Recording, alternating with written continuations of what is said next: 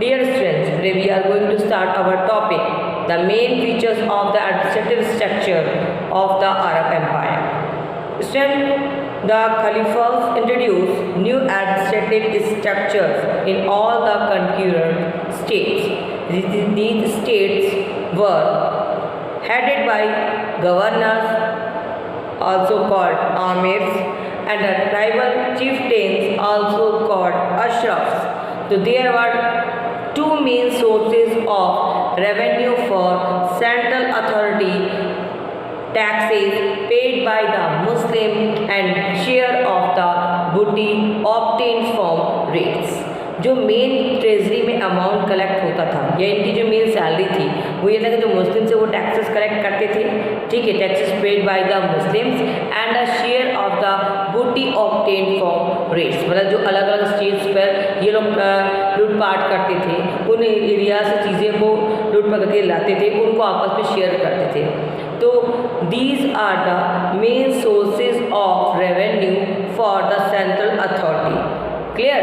And the soldiers of the Caliph were settled in camp cities in the edges of the desert like Kufa and Basra. अब इन areas में soldiers क्यों रहते थे? क्योंकि एक तो वो क्या करते थे कि इन एरियाज़ की बॉर्डर लाइन को सेफ रखते थे कि कोई अदर पावर आके उनकी स्टेट को कंट्रोल ना करे। तो जो मेन स्पेसिफिक एरिया थे दैट टाइम जो अरब कल्चर से बिलोंग करते थे लाइक कूफा एंड बासा, so that they could remain within the reach of Khalifa's command as well as their natural habitat। मतलब एक तो वो खलीफा जो मेन लीडर होता था अरब कल्चर का, उसके साथ उसी की ऑर्डर पे सारे रूल्स और रेगुलेशंस फॉलो किए जाते थे। खलीफा मीन्स होता लीडर, तो जो उनका लीडर उनको ऑर्डर देता था वैसे ही वो वर्क करते थे। और इसमें जो मैंने बताया मेन एरिया जो बताया कूफा और बसरा, इन जगहों पर जाकर वो सेटल रहते थे जहाँ पर जो कमांड होती थी खलीफत की वो पूरी पावरफुल होती थी और सोल्जर्स भी थे, वो उस बॉर्डर एरियाज़ को आसानी से कंट्रोल में रखते थे। And the ruling class and soldier received their shares of the booty and monthly payment, and the non-Muslim people paid taxes called heras and jizya। जो taxes non-Muslim पे करते थे that's called heras and jizya। Yes, for this they were free to retain their rights of property and religious practice। Jews and Christians were declared as a protected subject of the state। ये जजिया जो taxes था ये non Muslims को पे करते थे, तो उसके पीछे ये एम था कि उस कंट्रोलिंग पावर में या एम्पायर में ज्यूइश हुए, क्रिश्चियंस हुए, ये अदर कम्युनिटी को जो मुस्लिम कम्युनिटी के अलावा के लोग कम्युनिटी के लोग रहते थे उनको प्रोटेक्ट करने के लिए, उनकी सिक्योरिटी करने के लिए ये टैक्सेस कलेक्ट किया जाता था नॉन मुस्लिम से। तो they were free to retain their rights of property and religious practice। Jews and Christians were declared as a protected subject of the state and they were given enough autonomy in conduct of their communal affairs। I repeat again, the ruling class and soldiers received their shares of the booty and monthly payment, and the non-Muslim people paid taxes called heras and jizya। ये दोनों taxes non Muslim पे करते थे ताकि जिस empire में जिस state में वो रहते हैं लाइक ज्यूइश एंड क्रिश्चियन, उनकी सिक्योरिटी के लिए ये टैक्सेस उनसे कलेक्ट किया जाता था।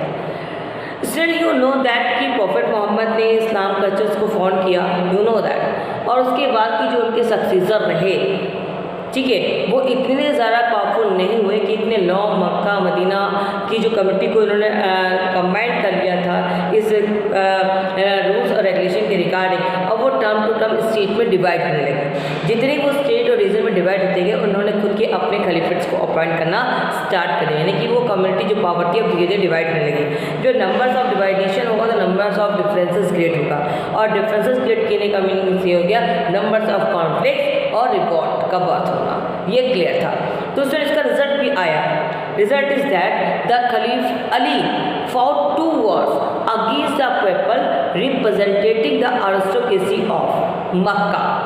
As a result, the rifts among the Muslims deepened। Later on, Ali's superiors and enemies formed two main sects of Islam. Ali के रीज़न नहीं, इस्लाम के टू सेक्ट्स, जो इस्लाम जो था वो टू सेक्ट्स में डिवाइड हो गया. यस, ये प्रॉफिट मोहम्मद का ही सक्सेसर है अली. ठीक है, ये था फोर्थ खलीफ. अली वॉज फोर्थ खलीफ. ठीक है, और ये अली के टाइमिंग में ही जो मुस्लिम कम्युनिटी थी वो टू सेक्ट्स में डिवाइड हो गई, और two sects were Shia and Sunni. I repeat again, later on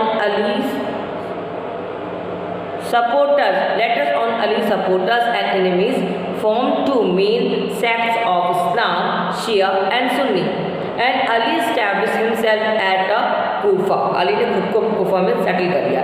And he defeated the army led by Aisha, Muhammad's wife, in the Battle of Camel in 657 CE. 657 CE and camels in 657 CE, and but he was unable to suppress the group led by the Muawiyah, a kinsman of Uthman and the governor of Syria. Muawiyah is the governor of Syria. So then all fought another battle with him at the Simfin, northern part of Mesopotamia. This battle ended in a truce. This battle divided his followers into two groups. Some of them remained loyal to him and some of them left him. So those who loyal to him and some of them left him, those who left him came to be known as Khwarizis, and soon after Ali was assigned by a Kharij in a mosque of Kufa. Clear? Yes.